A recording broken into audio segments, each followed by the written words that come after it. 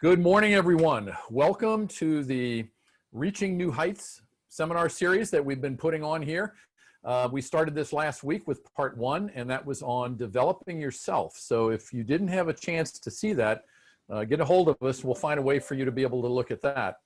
Today's webinar is on building your team.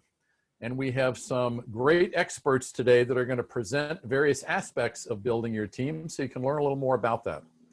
My name is Steve Smith. I'm the moderator for today. And before we get into the details of the organizations that are supporting this endeavor, I'd like to show you a little video. There is no doubt that we are in uncertain times, but with uncertainty comes great opportunity. Opportunity to learn, to grow, to find new and different and better ways to support our clients and our communities. No video. New heights. When hard times hit, we need more from our leaders. We need strength, resilience, and a steady hand. No video, Steve. Steve, we can only hear it this time. We can't see it. We've got the inverse problem that we had last time. Understand who we are as a leader. Okay, let me go back. We have no video. Is that what you're saying? Yeah, we could hear it, but we couldn't see it. Oh, okay. Let's see what happened here. All right. Yeah, we can see that. Sorry for that start. We will start again. Here we go. There is no doubt that we are in uncertain times, but with uncertainty comes great opportunity. Opportunity to learn, to grow, to find new and different and better ways to support our clients and our communities. An opportunity to reach new heights. When hard times hit, we need more from our leaders. We need strength, resilience, vision, and a steady hand. To reach new heights, we must first steel ourselves for the journey, to understand who we are as a leader, and to set our intention for how we show up for our team every day. But we can't do it alone. We must build and develop a team capable of making that journey with us. A team that has each other's back, that works collectively together to achieve our mission. And when we get there, which we most certainly will, we must take time to pause and reflect and to tell our story. To show the world that when faced with challenge, we did not bow and we did not break. Rather, we ascended to new heights, emerging transformed and better served to leave a lasting impact on our clients, our communities, and the world.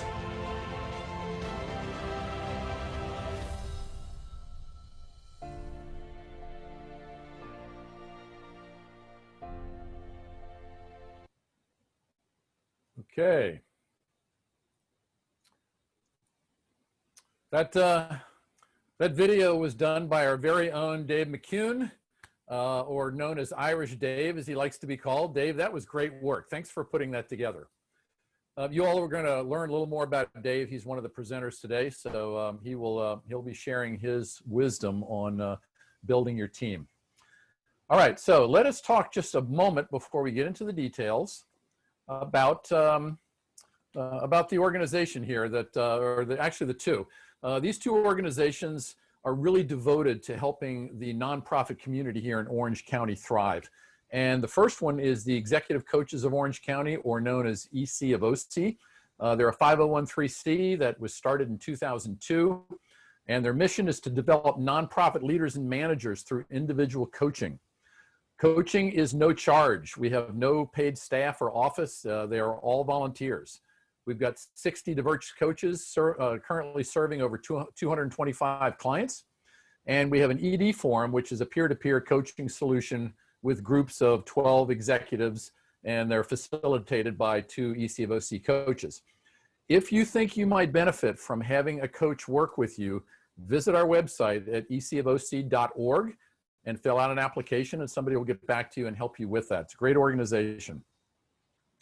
The other organization that is a part of this endeavor is the Nonprofit Collaborative of Southern California. And this organization has a client base, and they're helping to achieve stability, and they provide additional platforms that most nonprofit organizations need. They deal with human resources, accounting, legal, insurance risk, information technology, marketing, public relations, fundraising. If you have need of any of these services, and certainly after you hear one of our speakers today who represents this organization, you'd like to learn more, please visit them at npcollaborative.org. Now, this is our second in a series of 3, and it's on building your team. And for all of you that have been involved in organizational development or working within an organization, you know that the team is everything. And so today what we're going to be sharing with you are things like recruiting and hiring the right people, helping your team achieve common goals, and developing your people to deliver excellence. Those are the areas that are going to be covered by our 2 guest speakers today. Our first speaker is Audrianne Adams-Lee. She's the president and founder of HR Network. And let's talk a little bit about Audrianne. Let's see, she's had over 30 years of human resource experience and expertise from Fortune 500 high-tech and service companies. Audrianne has an extensive background in the design and implementation of HR leadership and management training programs, and helping employers motivate their employees towards increased business performance. Audrianne is going to be speaking today. What happened here? Just putting my screen on. Ah, let's get back. I want to make sure I get back to, there we go. She's going to be talking about hiring for cultural fit, which is a very, very important area of expertise. So Audrianne, let me turn the screen over to you and kick it off. Okay, can you see my screen? Yes, it's on there right now. Very good. Okay, great. Thanks. Thank you for having me. Good morning, everyone. So today we're going to talk on an interesting topic on hiring for cultural fit. And this is more than just checking off that somebody's kind of got the skills and the education and meets the job description to make a hire, because you know, obviously our personnel, our people, our team is one of our biggest investments, and we want to make sure that we make good decisions on that investment. I have a saying that anybody who's a client of mine knows I say quite often, and I say, hire slowly, fire fast. And what I mean by that is take your time. So often we'll meet somebody, we're kind of desperate, they check the boxes, let's get them in the seat, right? But then we get them in there and we find out they're not quite the right person for the seat, or they're in the right seat. And the change of that can be very painful in an organization and really take the team down, really create some problems. So we're going to try to do better today by hiring for organizational fit, and we're going to explain how you go about doing that. Okay, so there are typically 7 stages of engagement when you are hiring someone. It isn't just, I put a posting up, I get a resume, I call them in, I meet them, I like them, I hire them, right? First thing we have to do is attract them to us. And right now, anybody who's trying to hire knows it's very, very, very difficult. I mean, I heard last week that Google and Amazon are offering $3,000 sign-on bonuses for minimum wage workers. They're so desperate to get people in the door. So, so we want to attract people. I'm going to talk a little bit more about that. Then we want to select those that we're going to interview. Ultimately, we hire. Then we want to onboard them, and that is such an important step that so many employers miss. Develop, and then obviously retain them. So that's the 7 stages of employment engagement with employees. So how do we attract and retain top talent? One of the things I want to look at is, what is your reputation? Especially if you're a nonprofit, it's a small world. It's people know each other. They know different nonprofits. They know who's running that nonprofit. They know what it's like, you know, what their goals, roles, mission is. So what is your reputation? And that is part of your employer branding, and really, really important when it comes to people wanting to work for your organization. I would say especially true in nonprofits, because people are quite devoted to whatever that cause might be. So that's really something important for you to look at. So why is employer branding so important? You know, we asked this question, would you recommend your employer? This was asked, I forget where this came from, but it was asked of employee groups. And would you recommend your employer to a friend? And 58% said no. Well, we all know from the world of Yelp and online reviews and things like that, that has a lot of weight, right? Out now we're even recruiting through Glassdoor, but Glassdoor originally started out as a place to complain about your employer, it was the Yelp review, if you will, for employers. And I have a client that is still fighting some bad Glassdoor reviews that they got that has really impacted them, because people go there and they say, what have other people said about working there? So they'll interview, and almost inevitably in those interviews it comes up and says, well, you know, I saw this thing on Glassdoor about you. So you want people saying, yes, I would absolutely refer this company to a friend. And what would it take for them to do that? Okay. Job seekers are now job shoppers. So it's no longer that you had 5 great candidates to choose from and you picked which one you wanted and they accepted your job. If you've been doing any hiring as of lately, you know that you can make an offer, the offer can get accepted, and they don't end up sitting in the seat. They don't even get on the bus because their other employer or another job offer came in and they end up accepting that job offer. You want to make sure that they accept your offer and that you have branded yourself to say, so that person, when they get that offer, says, yes, this is the company I wanted to work for. This is, I was hoping for this offer. And no one else can lure them away with just a few more dollars on an offer. Okay, so you can either attract, retain, or repel employees. So what are you doing to attract them? What attracts employees to come and potentially work for you? And quite honestly, as nonprofits, you should be attracting people even before you have a job. You want to attract people that say, I like this organization, I want to come work there. And so what are you doing to attract them? Well, the very, very first place I'm going to ask you is, how does your website look? Because what does anybody do anymore, right? As soon as they learn of your company or they see your posting online, the very, very first place they're going to go is the website. And what does your website tell a prospective employee about what it's like to work there? Does it talk about your culture? Does it talk about your mission? Do you have a page about us and what it's like to be part of this organization? Does it make people feel like, hey, I want to go be part of that team, right? So that's important. And then retaining, what are you doing to keep the good ones that are really a good fit? And so often, you know, the 80-20 rule, we spend 80% of our time on the part of the workforce that seems to need extra attention as opposed to the other way around. Something else I hear all the time from employers, and you know, it's a little, I'm getting off a little base, but I want to touch on this. I have clients call me all the time and say, I can't decide if I should keep this person. You know, we refer to the bus, right? Keep them on the bus, if I should change their seat. They're really a good employee, but they have an attendance problem, but they have an attitude problem, but they don't get along well with others. They don't play nice in the sandbox. And I go, well, did you hire somebody to come to work on time or to get along well with others or play nice in the sandbox? And they go, yeah.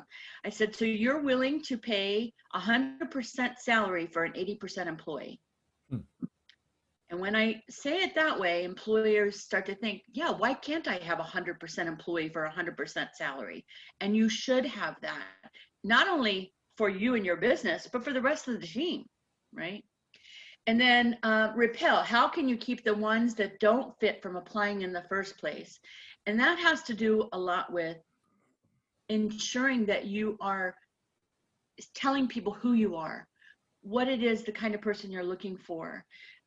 You know, if you want somebody who, I'm working with a nonprofit right now who is looking for a very specific kind of person for their job, but they're getting all kinds of people that don't really match the kind of culture that they are. And I said, then we haven't gotten across what the culture of this company is. And you want to repel people that don't really fit in this culture because they won't work out well. And it gets very painful when you hire somebody and you know right away they're not going to work out so well. Okay, how does cultural fit relate to your employment branding efforts? First and foremost, probably your mission, vision, and values. I used to be a Covey trainer back in the day. I would teach organizations how to write a mission statement. And when I would do these group trainings, I would always ask people in the audience, if your company has a mission statement today, raise your hand. And everybody would raise their hand. And I'd say, and if you can recite your mission statement to me, leave your hand up. And everybody's hand went down because nobody could remember the mission statement because it was this very long statement of everything in the kitchen sink of who we want to be. And it didn't really, people couldn't remember it, and it didn't drive performance. And really a good mission statement, and you can have a mission statement to your clients, but you could also have an internal mission statement to your employees. And a good mission statement should not only be memorable, but it should drive performance. It should say, this is who we are. So mission, vision, and values, those are all very important. They are shared assumptions and beliefs, kind of your silent code of conduct, if you will, and really the glue that holds the organization together. I personally have, we're a small company, we have 8 employees. I have a mission statement, a vision statement, I have value statements, and then I even have, I have created for myself a profile of about 15 points of what it takes, what the profile of an HR network employee looks like. I use that profile when I recruit. I go down there and I say, am I speaking to or potentially interviewing somebody who meets this profile? Because if not, they aren't going to work in our organization. Every team meeting I have, once a quarter, we have an all-team meeting, talk about the company. We always start out reciting the mission, vision, and values. Been doing that for years and years and years. Why? Because I want to keep driving that home so that it drives performance. Okay. So attracting and branding, you want to be the employer of choice. You also want to brand the position, right? Why do I want to come work for you? Why do I want this job? What's this job going to do for me? The what's in it for me, by the way, is still very important to employees. And then courting the candidate, you want them to want you. So be prepared that they might interview you as well. One thing I don't think a lot of employers think about when they're interviewing somebody is, when you interview somebody and you make an offer, it is not just in a vacuum that they might accept that offer. This is a family decision often that has to be made, right? It might change their commute. It might change their hours. It might change who picks the kids up after work. It might change their salary, especially if it's a lower salary. They may have to juggle some things around. So you should know what's important to your candidate, what they're looking for, and be able to present that to them. If I have a candidate that for example, that I know rides bikes competitively, and wants some time off to be able to ride those bikes competitively, as part of my offer, beyond just the salary and the benefits that the company offers, I'm going to talk about the free time that may be available to them so that they can pursue their passion. That's part of courting a candidate. So a good exercise you could do for this is really sit down and talk about and think about what lights you up about working. What do you want people to say that lights them up about working for your company? Okay, personal touch. So I kind of started to talk about that, right? But put yourself in their shoes and understand what's important to them. What will make that candidate come away with a positive disposition, that their interaction mattered to you as much as it did for them? Because again, you want them to feel wanted, and you want them to feel like, yes, I want to come work for this company. Okay, job description is still important. You should have a written out job description so people understand what the essential function of the job is. So you know what necessary traits and interpersonal skills are needed, what experience is needed, and then ultimately the physical environment as well, especially if there is a physicality or an environmental aspect to the job. So I'm not saying go get rid of the job description, it's still very important. Another thing you might want to consider is behavioral-based interviewing. So behavioral-based interviewing says, Give me an example of past behavior that's going to help, that's going to identify what your future behavior will be. So I'll give you an example. And this is something that if you're interested in, we could get in touch with in another way. But customer service is really important and valuable to our company. Are you good with people? Are you good with, customers? And what's everyone going to say? I love people. I'm so good with people. But that doesn't really tell us how they're going to behave when interacting with customers. So a behavioral-based question instead would be, tell me a time when you had a client who was upset and you were able to turn that client around and really win them over, right? That's going to tell me a lot more about how that person handles situations than a yes or no type question. Okay. These are some examples. I want to, out of necessity of time, you'll be receiving this so you can read the difference between open and closed questions later. So how to deliver on your brand, find the right people, get them in the right seats, right? So we want to make sure we bring the right people on the bus and we put them in the right seats. Listen to what employees want. Don't assume you know what they want. Communicate often and openly, and really work to nurture your employees because you want to retain that good talent. It's very difficult. If you have a good person on the bus and you lose them, replacing them is really challenging and you've really lost out on your investment. So I do encourage you to look how you can nurture your workforce. Okay, create a cult-like culture. Well, what do I mean by that? If you think about, there are certainly some cult-like cultures out there. I think about Southwest Airlines created a cult-like culture, right? And people loved working for Southwest Airlines. But there are companies out there that you know of that people are like, I want to work there. I want to get in with that company. Why? Because it, who am I thinking of? I think it's Google. I mean, Google, talk about nurturing your employees, and not that any of us can be Google, but this is an example of nurturing. They have on-site child care, on-site physicians. They help people with finding housing around the Google neighborhood. The whole idea was, let's nurture these people so they are so entrenched into our culture that they never want to leave, right? So creating that brand is really important. Creating that tightness of fit, getting that buy-in, right? Self-selection process. This is not just for me. Now that we've gone remote, many companies have gone remote, and our company is no exception. I meet every single morning with my team. We do a video chat every single morning. That's how we start our day. We often don't have anything to really talk about that day, but that's what keeps us together as a team. And that was part of what I said we needed to do to continue nurturing during this kind of unusual time, right? So you really want to create a sense of belonging. Okay, I think we're at the end of this. Oh, onboarding. Last thing I want to talk about is onboarding.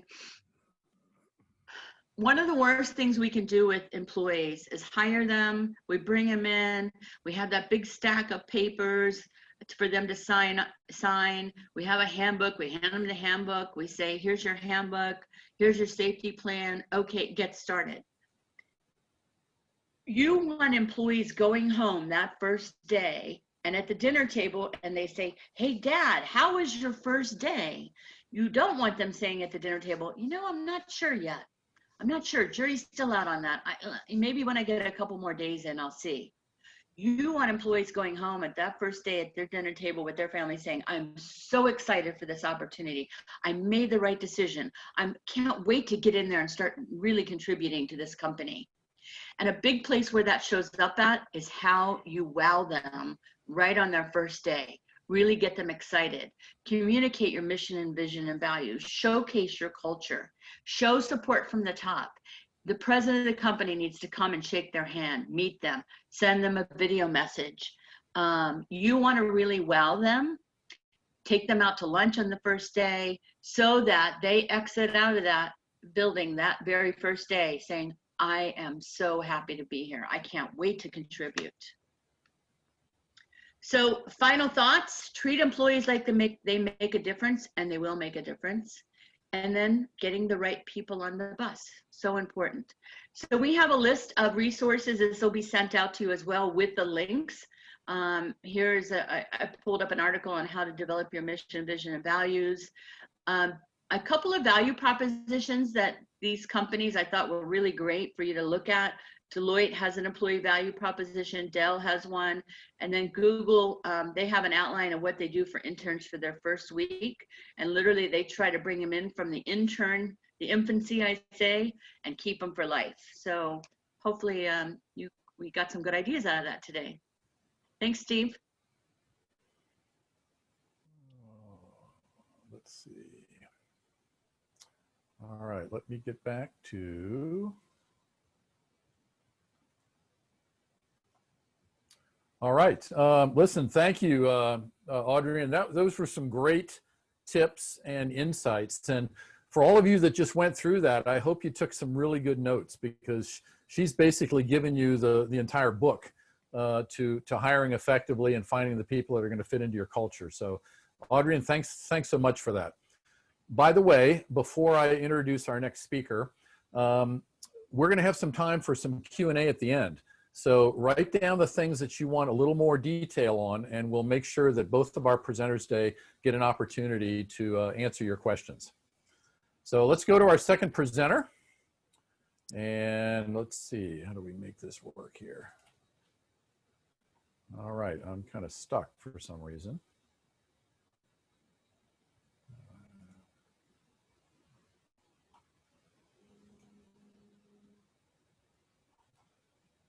All right, let's see if we can get this going now. Okay, there we go. All right, our next presenter is our own Dave McKeown. He is the CEO of Outfield Leaders, and he's an executive coach for ECofOC. So we're very proud to have him on today. Dave helps leadership teams set and achieve their strategic growth goals with ease. He is a sought-after advisor, speaker, and he is the author of The Self-Evolved Leader, and that's actually what he's going to be talking about today. So Dave, take it away. All right. Thank you, Steve, so much for that. Really appreciate it. I'm just going to make sure we get my screen up for you. And if you can just give me a thumbs up in the group chat, or somebody let me know if you can see my slides okay, then we'll get stuck in. Yep, you're good. Awesome. Thank you, Steve. Appreciate that introduction, Audrianne. That was just an awesome overview about how to get the right people in the right seats in your bus. And what I want to share with you today is just a couple of patterns of leadership that I've noticed over the last 10 years or so in the work that I've done with leaders and leadership teams to help them elevate their focus, develop their team, and get more done. One's a negative pattern that we want to try to break out of and not get sucked into. And the other one then is a positive pattern of leadership and how we show up. So as far as I can tell, we have a tendency as leaders to get caught in a vicious cycle. It's the cycle that I call the cycle of mediocrity, where in the world that we live in, we are forced on a daily basis to really focus on what we believe to be the truly urgent. So whatever comes in loudest or longest or most prevalent, whatever crisis is in front of us, whatever fire we need to put out, there's a sense where we just feel like because the world is moving so fast underneath us, that we're just staying above water, that we're just fighting to win the day. And what that does is it causes us as leaders to lead through acts of heroism, to move towards heroics. And it doesn't have to be in big, bold, sweeping ways, but it can be in little ways, like if somebody comes to you with an issue or a problem, just telling them what to do, or we're still fixing it for themselves. We've sort of been prone and brought up to believe that our role as leaders is to help our team do things in the most efficient and effective way. And so often that involves us getting involved, stealing victory from the jaws of defeat, and leading through these acts of heroism. The problem is that over the long run, that builds into your people a sense of learned helplessness, where if you're just constantly going to be saving the day for me, if you're going to be telling me what to do or doing it for me, over time, I'm just going to stop trying, or even just stop bringing my own thoughts and perspectives to the challenges that we're facing. And so over time, the people around you they just aren't going above and beyond what you think that they should be to deliver for your team. And what that means is they get disempowered, and you start to get overwhelmed because you're taking on more and more and more, which then leads us back into having to deal with whatever is most urgent. And often when we get caught in this cycle, we end up saying, well, what happened here? Why does it feel like I'm doing all of the work and my team is doing nothing? To which my response is almost always, well, you've got to look in the mirror, because you're at least half of the problem, if not more. And the reason why for me this is a cycle of mediocrity is it's not that we're doing necessarily bad work. In fact, we might even be doing some good work, or there may be even flashes of great work. But the problem is it's not sustainable over the long run, because it's based solely on your involvement as the leader, your need to reach for those acts of heroism. And so we can't in this cycle sustain excellence over the long term. And in fact, the burnout that you feel, the disempowerment that your team feels, means that over time, the quality that we produce lessens and lessens and lessens. Now, you might be able to see yourself in that cycle. You may go in and out of it at different times throughout the day. But the good news is there is hope. We can break this behavioral cycle and move towards something else called the cycle of excellence.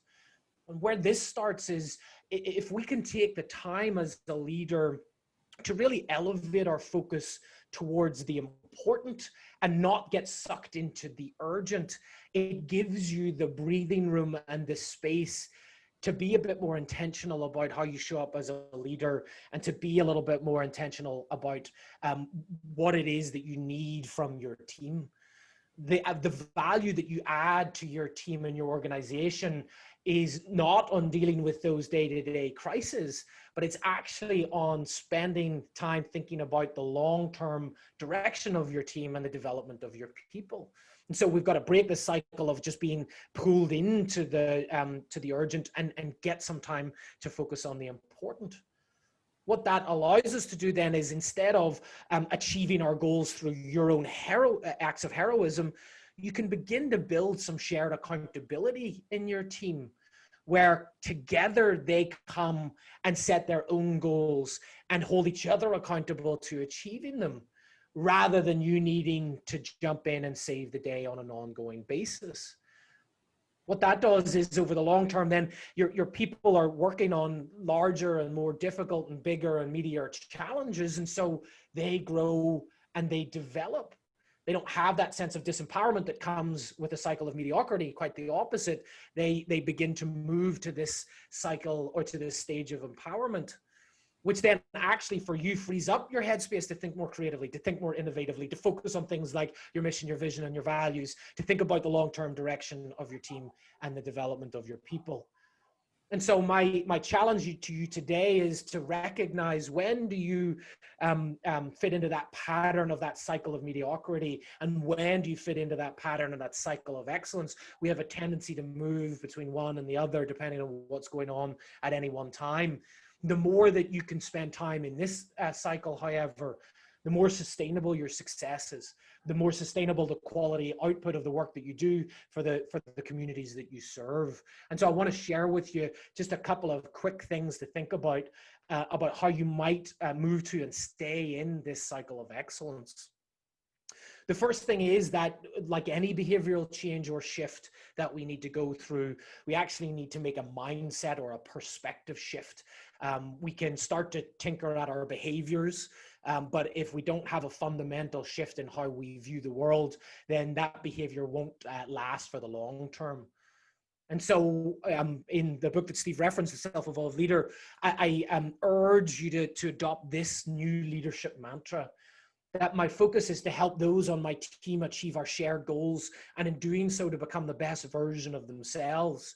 There's two parts in here that are equally important. First of all, to have your team helping them to achieve your shared goals. But secondly, in doing so, to develop, to grow into a better version, into the best version of themselves. And why I think that part is just as, if not more important, is because there is no room for acts of heroism in this mantra. There is no room for you being the center of the story. This mantra, if you have it and lead by it, you'll notice that your people begin to take that ownership and that accountability over their role to deliver more for your organization. So that's the behavioral shift, the mindset shift, the perspective shift. There are then 5 key disciplines, 5 key leadership disciplines that I think are super important for any leader or manager to develop in today's day and age. There are a whole bunch of leadership competencies, and some of them are great, and depending on the organization that you're in, you'll have a range of other competencies. But for me, these are the 5 key disciplines: reclaim your attention, facilitate team flow, support high performance, have symbiotic conversations, and build shared accountability. I want to go real quickly through these, and I'd love for you just to jot down a diagnostic, take a traffic light system and just score yourself on: red, this is something I really need to improve; yellow, I could use a few tweaks; and green, I've got this. So here we go. This is going to be a whirlwind through these, but just start thinking to yourself: is this a red? I really need to work on this. Is this a yellow? I'm okay. Or is it a green? Something I need to work on. First of all is to reclaim your attention. In our world of ever busyness, we've given anybody the permission to interrupt us at any time and assign whatever priority they want to that. And what that does is it causes us to move from ditch to ditch, to multitask, and to try to manage a whole bunch of stuff at the same time. I've got unfortunate news for you: multitasking is not leadership. You want to be able to focus your attention on deep work that you're doing at any one time. So here's where you want to get to with your attention management. The first thing is that you're able to operate with a mind like water, which was popularized by a guy called David Allen back in the 90s, who wrote a book called Getting Things Done. He took it from the world of martial arts. But essentially, operating a mind like water means this: does every input into your daily workflow have a necessary and appropriate reaction? Do you deal with the urgent things because they're truly urgent, and the important things in the appropriate way? Or does everything just get blown up in a big dust cloud of activity? You know that you have good attention management when you can say that you're able to accomplish your daily, weekly, and monthly workload with ease, and that every input into your daily routine generates a necessary and appropriate reaction. So is that a red, a yellow, or a green for you? And I'm going to share with you a couple of things on how to fix those in a minute.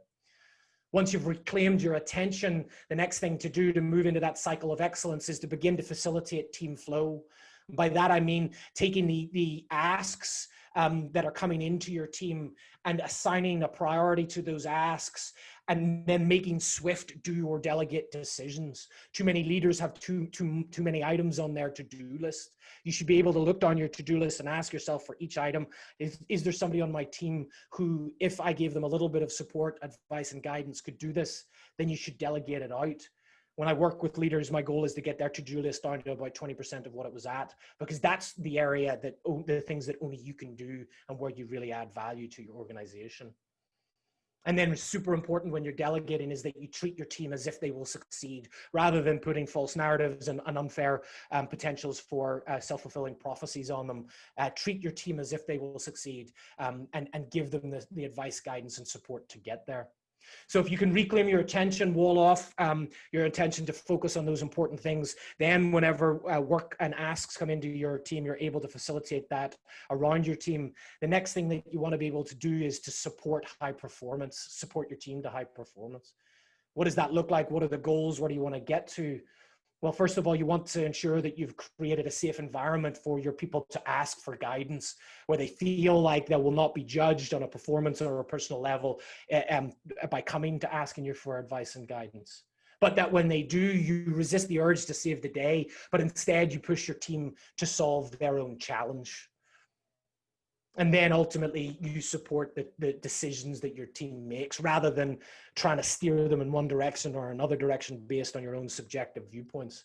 Are you able to support your team for high performance?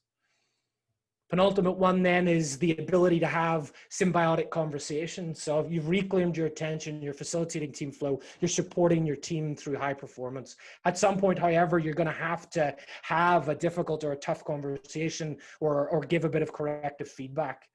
Are you able to say that you provide regular feedback that's both positive and developmental to your team? On an ongoing basis, not in a formal review setting, but that you're just regularly giving them both positive and developmental feedback? Are you able to handle difficult conversations with ease without getting drawn into the emotional side of it?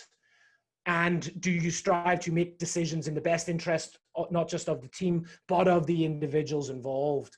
That might mean that when you're having a difficult conversation, giving them a choice about what they want to do next with the feedback that you're giving them. The final discipline, and I remember to mark yourself on a red, yellow, or green for these, is to build shared accountability in your team. And there we want to ensure that you're encouraging your team to create and share complementary goals. There shouldn't be anybody on your team that have competing goals where if I succeed, that means that you won't succeed. Now, you may have people in a similar role and they're competing against a similar target, but they should be complementary. They shouldn't be contradictory. And do you have the transparency to share that amongst your team? Do you encourage your team to collectively own your successes and failures so that as you as the leader or one person on the team, if you succeed in your goals, but somebody else on the team fails, knowing that that's actually a failure on the team in its entirety? And then finally, do you conduct regular postmortems on the outcomes that you get that are both positive and negative? Is that a red light, a yellow light, or a green light? So that's the 5 disciplines that'll help you overcome that cycle of mediocrity, move towards the cycle of excellence, and combine that with the mantra, and it'll help lock you in there for the long term. A couple of next steps before I hand it back to Steve. Number 1, just to decide on what 1 or 2 areas in there you want to work on. Map out what success looks like, and then a plan to get there. Then go execute it, go practice it, and then review and repeat. Review how you did, what worked well, what didn't work so well, and then go out and practice it again. My goodness, that was a quick go round. Appreciate you sticking with me, folks. Steve, I'll hand you back to you. I'll stop sharing and let you take us home. Okay, listen, Dave, that was tremendous. The points that you brought up are so valuable because every organization can inspire or can aspire to those and benefit from them. So thanks for bringing those over. Okay, folks, we are in the Q&A phase of today's presentation. So if you have questions, please put them in the Q&A button that's at the bottom of the screen. And they can either be directed towards Dave or Audrianne, and we will entertain your questions for the next several minutes or for however long we have questions to entertain. So here's one. Let's take a look at it. This is for Audrianne, and it's from Gregory. Let me see here. I just got to, okay. Do you recommend testing interviewees' skills with some kind of assessment? If so, is there a rule of thumb for how deep to go? Well, certainly for certain skills, right? If you need somebody to be able to work a piece of equipment, if you need somebody to, you might have a test for that piece of equipment. If you need somebody to speak a certain language, you might test them on their language. If you need somebody to be able to physically be able to do the job, you may do something like a post-offer physical. And in California, we have to make offers before we can test people, drug test them, give them a physical, any of those background checks, etc. The other thing I like to use, but I caution people on using it as an end all, because it shouldn't be your decision maker, just a data point in the interview, are DISC assessments. If you're familiar with DISC, D-I-S-C, and if you're not familiar with it, it's kind of like I call it a Myers-Briggs light, right? It's a little more user-friendly than Myers-Briggs was, but it talks about work style, how that person's style of work, and those are helpful as a data point indicator to understand more about the person. But again, I caution any one test to be the deciding factor. It just should be a culmination of everything you've gathered. Okay, Audrey, that response. Okay, so we have a few more questions coming in. This one is from Katie Chappelle, and it is, how do you handle delegating things off your list when you don't have the sufficient or qualified staff yet that you can provide those tasks to? And should you do it or should you not? I'll take that because I guess I talked about delegation. My pushback to that is almost always to really stress test whether that statement holds true.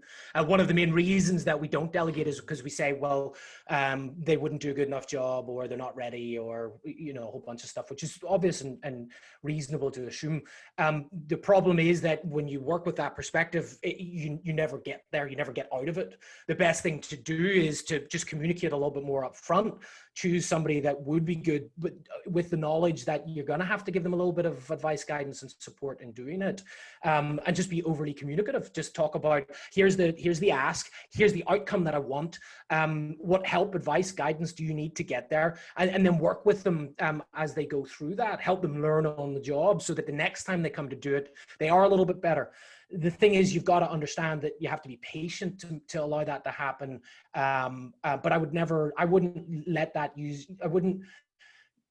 use that as an excuse to not do it, because I think that we can, when we do that, we create a self-fulfilling prophecy for our folks. Great response, Dave. So hold on, because this next question is directly pointed at you. But this is from Luisa Santa. And he's saying, Dave, when you say resist the urge to save the day, can you give an example of what that looks like and how we can stop saving the day? Sure. I mean, let me put it into, I guess, a language that might resonate in the nonprofit world. Say you've got a donations coordinator, and their job is to hit a certain quota on donations by the end of the month. I'm making this up, of course. And they come to you and there's a week left, and they say, look, boss, I'm down by $500 or $1,000 or $2,000 or $1 million, depending on whatever the organization is. An example of saving the day would be to say, hey, great, no worries. You know what? I know 3 or 4 people. Leave it with me. We can close that gap. I'll get on the call. We'll get those donations in. Don't worry. And the person's like, awesome, great, fantastic. Instead, you should push back and go, okay, I appreciate you sharing that with me, flagging that up. What have you tried? What's worked, what's not worked, what options do you have?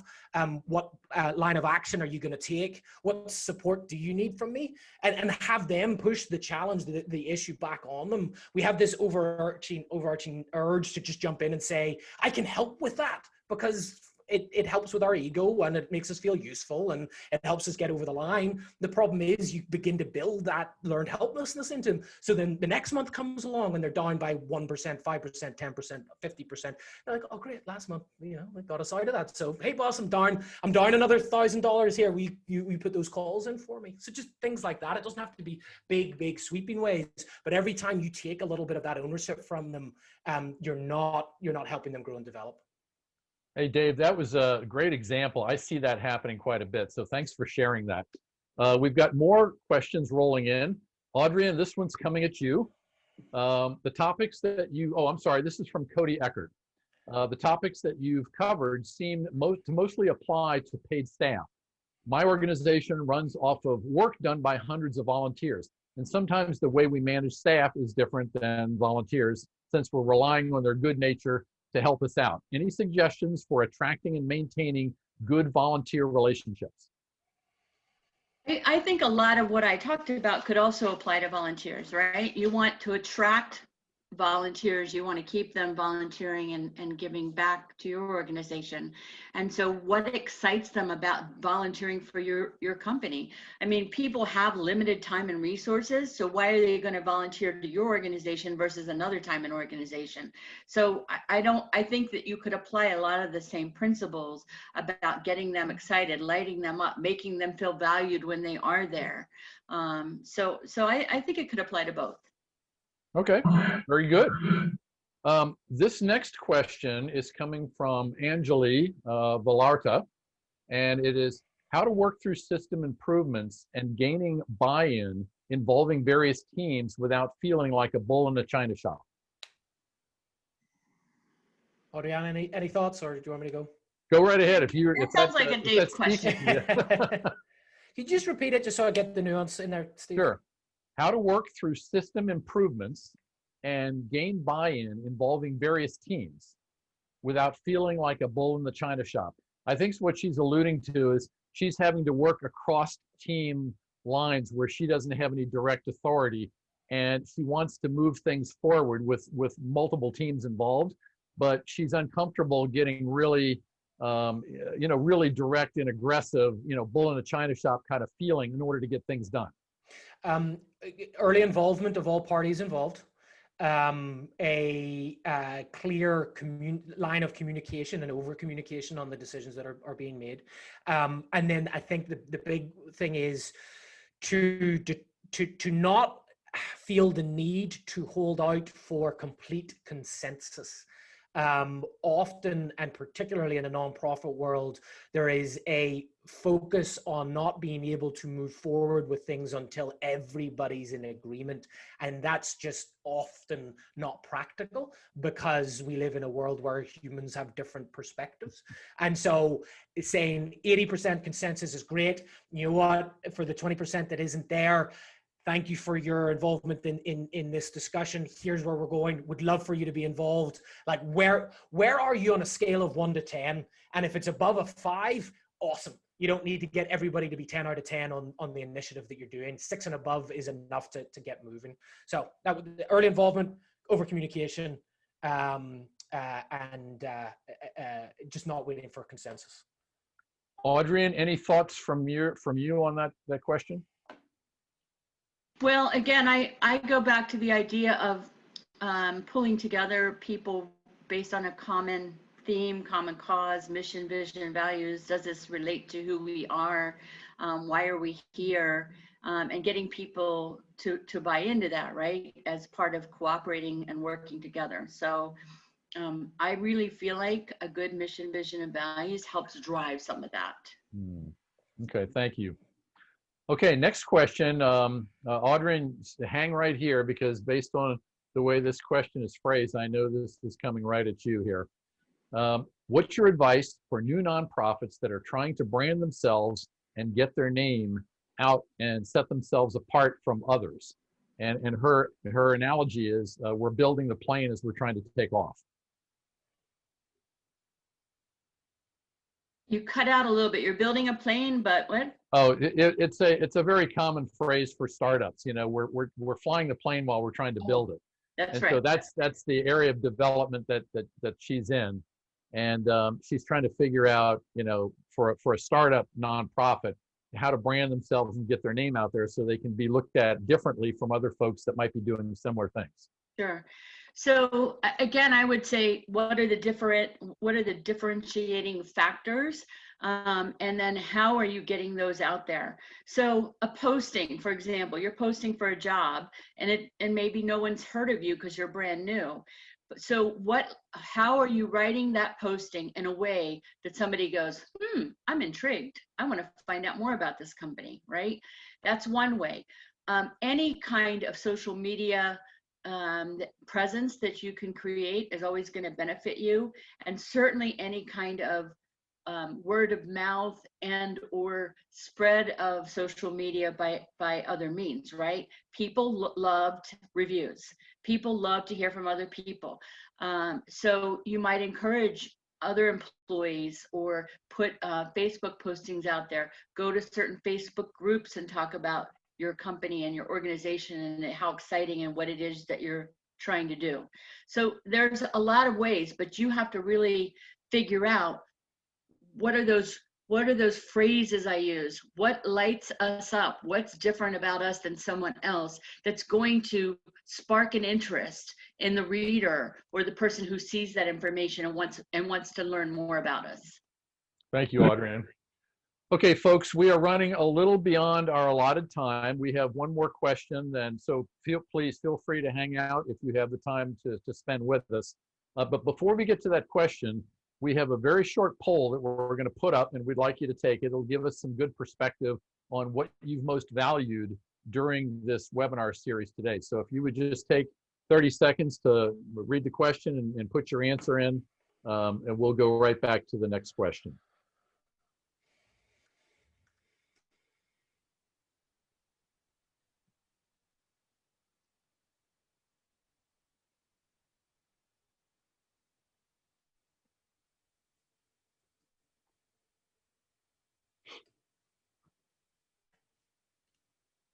Okay, how are we doing on responses? We are looking good. We have about 32% of viewers responding right now. Thanks, Okay. everyone. I see them coming in. All right. Well, while we're waiting for everybody else to respond, let's address the last question. Audrianne, this is for you.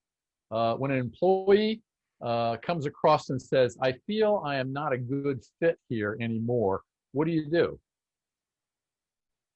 Well, generally, first of all, you often, first, it's usually the employer that is starting to feel they're not a good fit before the employee does. Because a lot of times employees aren't going to tell you that. What do employees do when they don't feel they're a good fit? They quit, right? Right. So, but if you're lucky enough for an employee to tell you they don't feel there's a good fit, that's an opportunity. That's an opportunity to see, is this somebody worth keeping? What's it going to take to keep them? And could we put them on put them in a different seat on the bus? Benefits them, benefits us, benefits the team, right? So, so again, I go back to, and I started out with this, and I'll like to finish with it. Hire slowly, fire fast, and don't waste your time on people that aren't a good fit, because if they're not a good fit, they're not happy at work either, right? They're not giving you their best. They're probably not living their best life. So while I'm not saying run out and fire anybody who shows up late to work tomorrow, I am saying maximize the best talent you have on your team. Get the right people on the bus. And sometimes even when you get the right person, they're not in the right seat, but adjusting and moving their seat to a different place on the bus can really make a difference. Great, super. Okay, that concludes the Q&A. We thank all of you for being with us today. I want to thank Dave and Audrianne for your tremendous presentations. There was a lot of really valuable insights in those. And for all of you that have been watching, if any of these messages or tips have really resonated with you, reach out to these respective organizations and learn how you can get their help, because that's what we're here for today. We're here to help you in whatever aspects is our expertise to make sure that your nonprofit organization thrives, especially right now with all the challenges that we're dealing with. So for everybody here from the NP Collaborative and for ECofOC, we thank you for being on. And please join us next Thursday for the third of our three-part series on developing your organization. That's where we're going to talk a little more big picture. So we appreciate you today. We hope to see you next Thursday. Have a great week. Bye, everyone. Bye. Thanks a lot.